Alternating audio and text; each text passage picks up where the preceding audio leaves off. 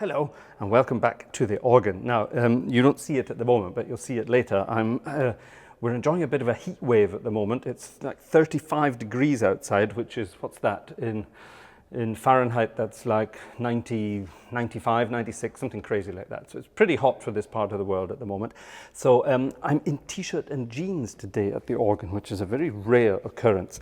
About a year ago, I posted a video where I was sitting at the organ in jeans, and a rather sort of mad fundamentalist guy, unfortunately from America, not that I have anything against Americans, but this guy was one of the, you know the kind of person I'm talking about, and he wrote me a rather nasty comment saying, if you were my organist, I would fire you for wearing jeans in the church. And I wrote back and said, well, you'd have to fire our entire priest team here because they all wear jeans under their robes. I think things are a little more relaxed over here than in certain parts of the world. So anyway, so here I am today in jeans and, not jeans, in shorts and t-shirt at the organ because it's so hot outside. But here in the church, it's a sort of a welcome break from the heat. Whew. So before we get into it, today I'm going to play two pieces of music because we're talking about a rather exciting subject that a lot of people have requested. So we're going to do two pieces of music today. But before we get into that, have you got your own copy of Piping Hot at the Organ music version? You can either buy individual pieces, for example, the Prelude in D, that's our most popular piece so far, and you can buy it as a printed piece of music or as a download straight to your computer, or of course you can buy the works. That's 107 pages of magnificence that you can get again as a book or as a download. Our bestseller is the works as a download. That's pretty much half the price of what it costs as an actual printed book itself. I almost ran out of printed books the other day because our orders from last time were so popular, but new books have been delivered from the printers, so we're all ready to go.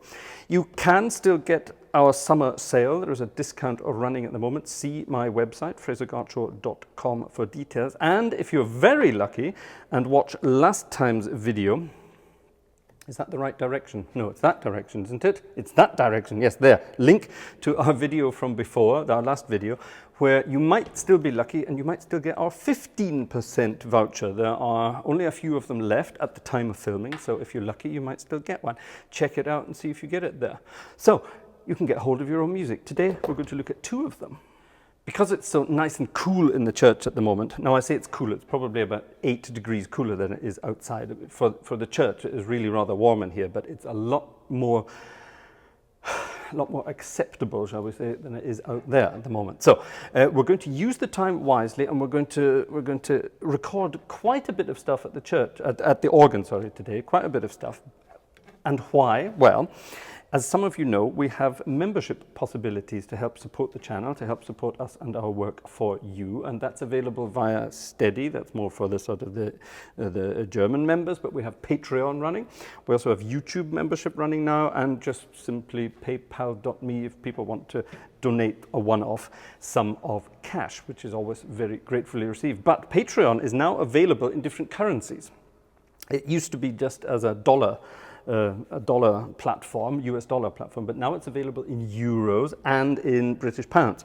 So if you're in those parts of the world and want to join us on Patreon using your own currencies, you are more than welcome to do so. Now we have round about 50 patrons at the moment, and I'm trying to get that up to 100 patrons. And when we do finally reach 100 patrons, that's my first big goal, then we will be rather considerably increasing our video output for the channel. Now, what do you get as a Patreon or Steady or YouTube member? Well, at the lowest level, you get early access to new videos, such as this one. You get it before everyone else does. And next level up, you get extra videos. Now, that's what we're doing today. Once we finish making our proper video, the one that you're watching just now, we will sit here and we will record different pieces of music. And these are for our members only. And that will remain that way. Then there are other levels all the way up to one-to-one organ tuition or music tuition with me, online tuition that is. So yeah, it's all possible and it all goes towards supporting the channel. So if you're interested, take a look at either Steady, Patreon or PayPal or YouTube membership. I think it says join now. You can do all of those things and all your support is very greatly received. Right, on with the show. Right, here we go. Two pieces of music today, and they're both from the Piping Hot at the Organ series. And what I'm doing, I'm answering a few requests I've had. Quite a few people have ordered this since the last video. And I've had quite a few emails back, people sort of saying, great, thank you very much. And I do sort of say at the beginning, if you order one of these, I do say here, yeah, I don't include, or I haven't included, registration suggestions for most of the pieces, because every organ is different and it's up to you to find a sound that you think fits the music. Now, people who of course have a copy of the recording hear the sounds that I was using, so they might want to sort of base it along those lines. But in a couple of occasions, I have actually put in some registration markings, and the idea is today that we're going to look a little bit at registration. For example, when the organist gives you some registration suggestions, or if the organist doesn't give you any registration suggestions. That's our plan for today. So using the Elegy, that's the shortest and easiest piece in the book, as a first example, we're going to sort of briefly cover the topic of registration. So I've been having a dig through my music cabinet here, where I have quite a bit of music hanging around. When I have some time at the organ, I like to practice a bit and play some music. So for example, I just dug out the first three things that came to hand.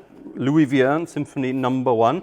This is one of his, it's an anniversary year for Vierne this year, so we will be featuring a piece by Vierne at some point during the rest of the year, when we find a decent big French organ to do it on. So, Vierne is one of those composers who tells you exactly what he wants his music to sound like. So the registration is always written exactly as he intends it to be played. For example, let's take the third movement of the First Symphony. Nobody ever bothers with the third movement, which is a shame because it's a rather lovely pastoral. And it says he wants a flute 8 foot in the grate, he wants a flute 8 foot in the choir, which I don't have here, and he wants an oboe and an 8 foot flute in the swell, so that would probably be that. And then down on the pedal, he only wants 8 foot flutes. Now, my organ doesn't have an 8 foot flute in the pedal, so I will couple the one from the grate down, and now I can start playing.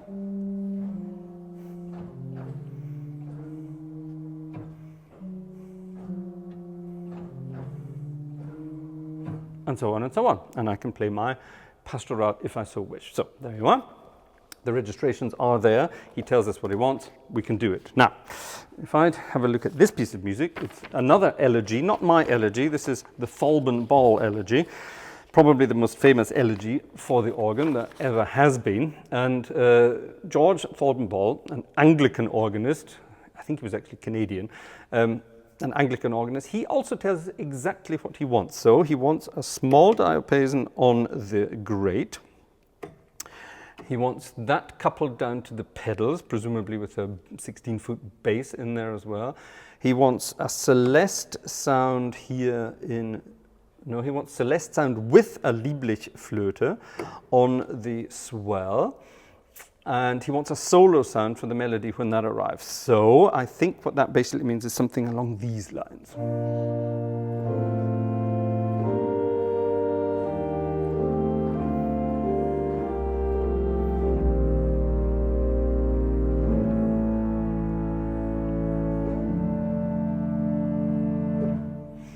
And then he moves on in the next bar to tell us exactly what to do. Change from grate to pedal to swell to pedal, and we have our solo here for the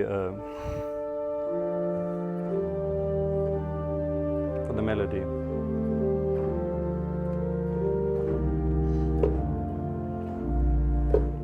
And so on and so on. Very beautiful piece of music. I have featured it before in a video. I will link that in the box above. That's that. Now, what about a rather more obscure piece of music where the composer doesn't tell you exactly what he wants, but gives you some sort of ideas? And for that, I've got this magnificent piece of music that nobody plays anymore, which I think is a terrible shame because it's rather beautiful. Bairstow, again, another English organist. This is his Sonata in E flat.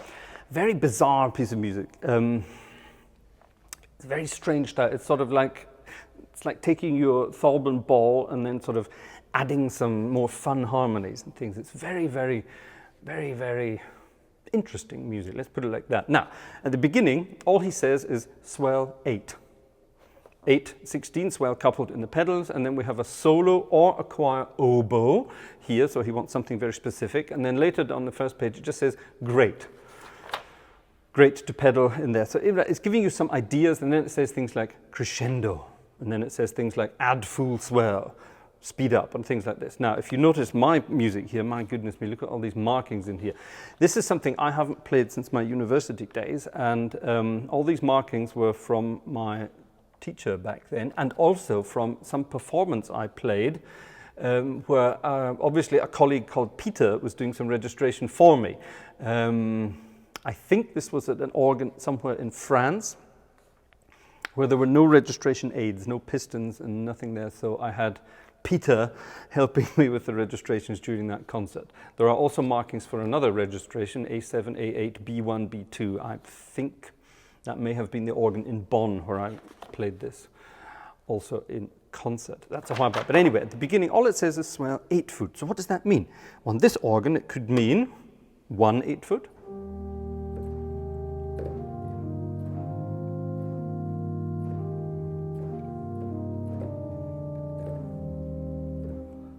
which has a very sort of lonely sound to it. It could mean all the 8 foots, which would sound like this.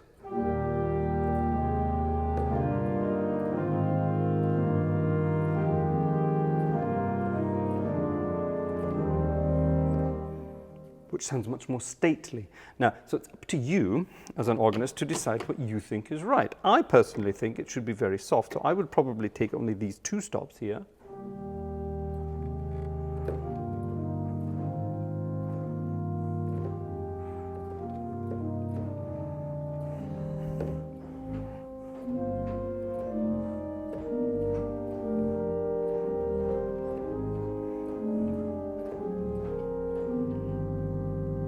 Then our solo. Oops.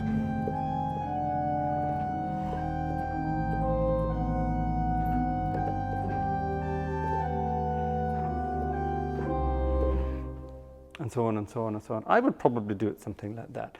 And again, that's a rather sort of lovely plaintive piece, but it's up to you to decide what sounds best on your organ. Right. Now we'll move on to my elegy, and let's see what I decided I wanted. So when we turn to my elegy and have a look at what I wanted, I just told the organist basic ideas. Okay, there are a couple of specifics in there, but there are some basic ideas. For example, at the beginning, soft foundations. So if you have an organ with soft foundation stops, the Sean Connery version. If you have an organ with soft foundation stops, there we are, that's what I want you to play. So on this organ, I decided those would be this sound.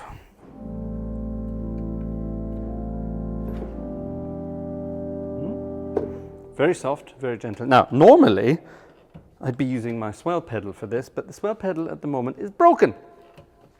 We have a couple of people that use the organ here, and I'm not going to name any names, but somebody who plays this organ is very, very, very hard on the swell pedal. I know who it is, but I'm not naming it. It's very hard on the swell pedal. It uses it like, I don't know how they use it, but they use it like the brake pedal in a car or something. They're very, very hard on it, and it's constantly not working. Normally I can fix it when I'm here, but today it's not working at all. I think the motor has burnt out. So thank you for breaking it. I know who you are, and we'll be sending you a bill.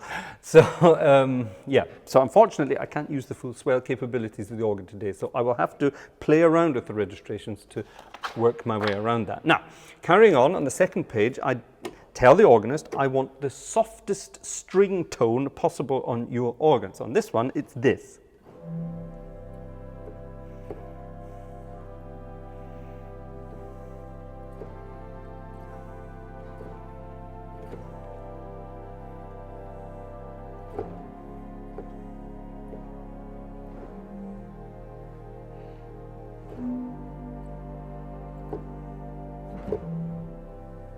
Yeah, very gentle, very soft. As it continues, I say I want the octave coupler to that. So I've coupled the swell down to the great, that stringy sound.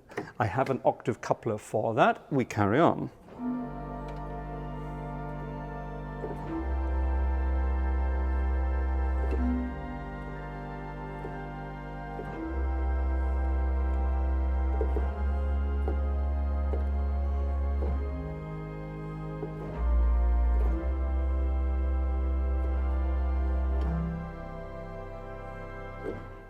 That makes perfect sense. And now I'm saying there's a break. Medium foundation. So at the beginning we had our soft foundations. Now I want medium foundations, which I'm assuming I meant something like this.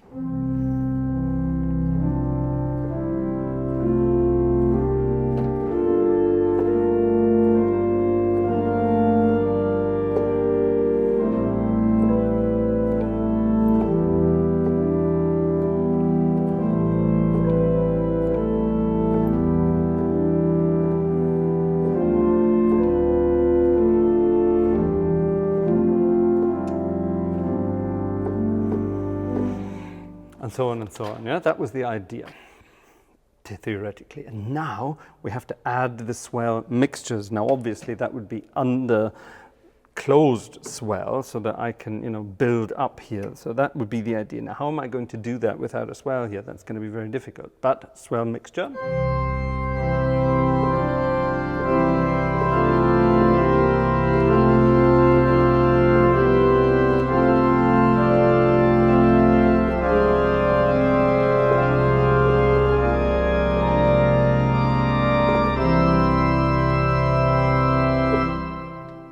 And the idea is during that entire passage, you're opening the swell box to get that big crescendo sound there. That's not going to work today.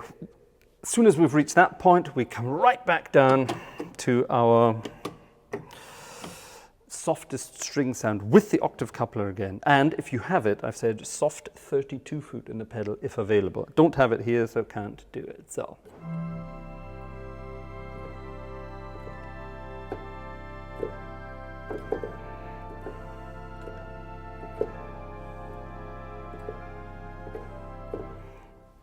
And that, again, should be very gentle, closing the swell pedal towards the end of the piece.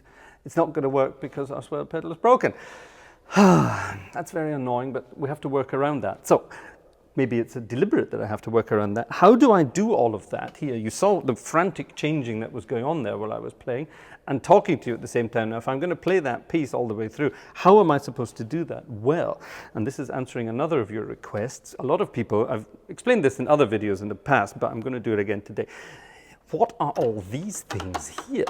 A lot of people say, well, these are registration aids. Now, on certain parts, on certain organs in certain parts of the world, you have these things, pistons, for every manual, and they change all the stops and all the different manuals. Now here in this part of Germany, or in this part of, shall we say, this part of German organ history, we don't have that. We have basically generals, okay? So I have this button here which controls this row of stops. Then I have this button here which controls this row here. Now it's just the same as that, but I don't have the names, okay? So where it says 2-foot flute here, that is the 2-foot flute here as well, and that there, but just in different combinations controllable with these different buttons. There is then a button for tutti, which of course means everything, and there's our cancel button, which is everything off. Okay, so even though there are stops on, there's still nothing there. So you have to have one of these generals activated. So it would be general 1, general 2, general 3. Here are the stops for number 1, number 2, number 3, okay? So that means I have 3 possibilities to register on this organ at any time. And I can swap between them either using these buttons here for my thumb, or I have the same thing here as toe pedals. Are you going to film my feet? No? I have the same thing down here. And as you can see, they light up here as well, yeah? So I can control it either using my feet or my hands and swap quickly between those registrations. So I'm going to set up the organ now for the Elegy, and then we're going to play it through.